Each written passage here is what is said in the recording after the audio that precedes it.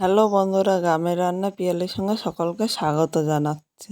আজকে আবার গাটি কচুন দুর্দান্ত একটা রেসিপি তোমাদের সাথে শেয়ার করি, সম্পূর্ণ নিরামিষ আর খুব অল্প সময়ে তোমরা এই রান্নাটি করে নিতে পারবে। এখানে দেখো 500 গ্রাম গাটি নিয়েছি। আজকে গাটিগুলো কিন্তু একটু বড় বড় ছিল। এবার এই ছুরি দিয়ে আমি গাটির ছোকাটা ভালো করে পরিষ্কার করে নেব। আমি ছুরি দিয়ে করছি, ইচ্ছে করলে তোমরা কিন্তু বটি দিয়েও কেটে নিতে পারো, কিন্তু গাটির এই খোসাটা ভালো করে পরিষ্কার করে নেবে। আর এইভাবে ছুরি দিয়ে করলে পাতলা, মানে শুধু ছোকাটা যাবে, এর মধ্যে গাঁটিটা কিন্তু একটুও নষ্ট হবে না। এইভাবে প্রথমে সবকটা গাঁটি আমি পরিষ্কার করে নেব। এখানে গাঁটিগুলো পরিষ্কার করে নিয়েছি। এবার এদিকে দেখো একটা চপার নিয়ে নিলাম। এই চপারের মধ্যে গাঁটিগুলো একটু বড় বড়, এত বড় রান্না করলে কিন্তু আমার অনেকটা সময় বেশি লাগবে, তাই বড় গাঁটিগুলো আমি এইভাবে কেটে নিলাম। একটা গাঁটির আমি 4 পিস করে নিয়েছি। এর থেকে ছোট করব না, এর থেকে ছোট করলে কিন্তু ভালো লাগবে না। তোমরা কিন্তু এর থেকে ছোট করতে পারো বা এর থেকে সামান্য একটু বড় করো, কিন্তু আমার মনে হয় এই সাইজটাই ঠিক আছে। আর এই সাইজটা করলে কিন্তু রান্না করতে বেশি টাইম লাগবে না। এখানে কথা বলতে বলতে সব কটা গাঁটি কাটা হয়ে গিয়েছে। এবার এই গাঁটিগুলো আমি একটা থালার মধ্যে নিয়ে নিলাম। এখন আমি গাঁটিগুলো পরিষ্কার জল দিয়ে 3 থেকে 4 বার ধুয়ে নিয়ে আসবো। গাঁটিগুলো পরিষ্কার জল দিয়ে ধুয়ে নিয়ে এসেছি। এখন আমি একটা সাজির মধ্যে নিয়ে নিলাম। সাজির মধ্যে নিলে গাঁটির থেকে কিন্তু জলটা ভালো করে পড়ে যাবে। এইভাবে নিয়ে আমি 5 থেকে 10 মিনিট রেখে দেবো, তাহলে গাঁটির গায়ে জলটা কিন্তু পুরো শুকিয়ে যাবে। 10 মিনিট পর গাঁটিগুলো একটা থালায় নিয়ে নিলাম। এবার এখানে আমি স্বাদ অনুযায়ী লবণ নিলাম, আর প্রয়োজন মতো মানে হাফ চামচ আমি হলুদ নিয়ে নিয়েছি। এর সাথে আমি হাফ চামচ কাশ্মীরি লঙ্কার গুঁড়ো নিয়েছি। এটা কিন্তু কোনো ঝালের জন্য না, শুধুমাত্র কালারের জন্য। ইচ্ছে করলে তোমরা স্কিপ করতে পারো। এর সাথে আমি 2 চামচ বেসন নিয়ে নেব, কারণ যেহেতু বড় বড় করে কেটেছি আর একটু মেখে নিতে কিন্তু বেসনটা 2 চামচ লাগবে। তোমরা তোমাদের প্রয়োজন মতো কিন্তু নিয়ে নিও। এখন সব কিছু একসাথে মেখে নেব। এইভাবে মেখে নিলে গাঁটি কচুটা অনেক সময় ভাজতে গেলে কিন্তু একটা লোদ লোদ ভাব থাকে, এই বেসন দেওয়াতে সেই লোদ ভাবটা কিন্তু থাকবে না। এখানে দেখো ভালো করে সব কিছু মেখে নিয়েছি। এবার এটা এক সাইডে 5 মিনিটের জন্য আমি রেখে দিলাম। এবার মূল রান্নায় চলে আসলাম। এখানে কড়াই বসিয়ে দিয়েছি। কড়াইয়ের মধ্যে আমি সর্ষের তেল নিয়ে নিলাম। তোমরা ভাবছো তেলটা একটু বেশি নিয়েছি, কিন্তু এতটা তেল লাগবে না। প্রথমে তেলটা ভালো করে গরম করে নিয়েছি।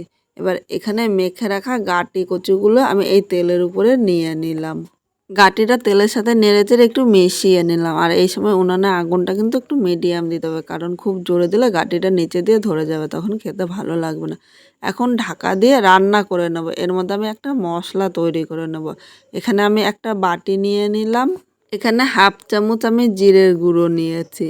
যতটা জিরের গুঁড়ো নিয়েছি তার হাফ আমি ধনিয়ার গুঁড়ো নিলাম। অবশ্য মাপগুলো মনে রাখবে। হাফ চামচ আমি লঙ্কার গুঁড়ো নিয়েছি। তোমরা ঝাল যেরকম খাবে সেই হিসাবে লঙ্কাটা নিয়ে নেবে। এর সাথে নিলাম হাফ চামচের একটু কম কাশ্মীরি লঙ্কার গুঁড়ো। এটা কিন্তু কোনো ঝালের জন্য না, শুধুমাত্র কালারের জন্য। স্বাদ অনুযায়ী লবণ নিলাম, আর প্রয়োজন মতো হলুদ নিয়ে নিয়েছি। একবার হলুদটা তোমরা দেখে নেবে, আর একটু লাগলে নিয়ে নিতে পারো। এবার এর মধ্যে সামান্য উষ্ণ গরম জল নিয়ে নিলাম। এখন মশলাটা ভালো করে নেড়ে চেড়ে মিশিয়ে নেব। মশলাটা দেখো এই জায়গায় ভালো করে একদম মিহি করে মিশিয়ে নিয়েছে। এবার এই মশলাটা 5 থেকে 10 মিনিট রেখে দেবো। আর এইভাবে করলে কিন্তু একদম বাটা মশলার মতো গন্ধটা আসবে। এদিকে দেখো গাঁটিগুলো কিন্তু ভাজা হয়ে গিয়েছে, আর এইভাবে লাল করে ভেজে নিতে হবে। এখন আমি গাঁটিটা তুলে নিলাম। এই গাঁটি কচু ভাজতে কিন্তু বেশি তেল লাগে না। দেখো যতটা তেল নিয়েছি আমার মনে হয় ততটা তেলই আছে। এবারে এখান থেকে তেলটা একটু কমিয়ে নিলাম। তেলটা অল্প কমিয়ে নিয়েছি। এবার এই তেলের মধ্যে আমি একটা তেজপাতা নিলাম ও একটা শুকনো লঙ্কা সম্বাদ দিয়ে দিয়েছি। 1 সেকেন্ড আমি ভেজে নিয়েছি। এবার এর মধ্যে আমি হাফ চামচ আদা বাটা নিয়ে নিলাম। এর সাথে একটা মাঝারি সাইজের টমেটো কুচি নিয়ে নিয়েছি। এবার এখানে আমি সামান্য একটু লবণ নিলাম। এবার লবণটা মশলার সাথে নেড়েচেড়ে মিশিয়ে নেব। মশলার কাঁচা গন্ধটা চলে যেতে এর সাথে কিন্তু টমেটোটা খুব সুন্দরভাবে মিশে যাবে। এখানে 2 মিনিট মশলাটা কষিয়ে নিয়েছি, তার সাথে টমেটোটাও খুব সুন্দরভাবে মিশে গিয়েছে। এখন এর মধ্যে মশলা মানে যে গুঁড়ো মশলাটা তৈরি করে রেখেছিলাম নিয়ে নিয়েছি। এবার বাটির মধ্যে অল্প মশলা লেগেছিলো, তাই বাটিটা ধুয়ে সামান্য জল নিয়ে নিলাম। এখন সব কিছু মশলা নেড়ে চেড়ে মিশিয়ে নেব। মিডিয়াম আগুনে 5 থেকে 10 মিনিট, মানে 10 মিনিট মশলাটা ভালো করে কষিয়ে নিলে, আর মশলা কষানো যত সুন্দর হবে এই তরকারিটা খেতে কিন্তু ততটাই ভালো লাগবে। এখন আমি ঢাকা দিয়ে দেবো। এইভাবে ঢাকা দিয়ে মশলাটা আমি কষিয়ে নেব। আর এদিকে একবার তোমাদের গাটি কচুগুলি দেখাচ্ছে, দেখো। এইভাবে তোমরা প্রথম ভেবেছিলে যে অনেকটা তেল, কিন্তু না, খুব অল্প তেল লাগে এইভাবে গাটিটা ভাজতে। গাটিটা ভাজতে ভাজতে দেখো গাটিটা কিন্তু একদম সেদ্ধ হয়ে গিয়েছে। খুব সুন্দর গাটি কচুটা ছিল। এবার আমি ঢাকনিটা তুলে নিলাম। এখানে দেখো মশলা কালারটা কিন্তু দারুণ এসেছে। এখন নেড়ে চেড়ে মিশিয়ে আরও 2 থেকে 3 মিনিট কষিয়ে নেব।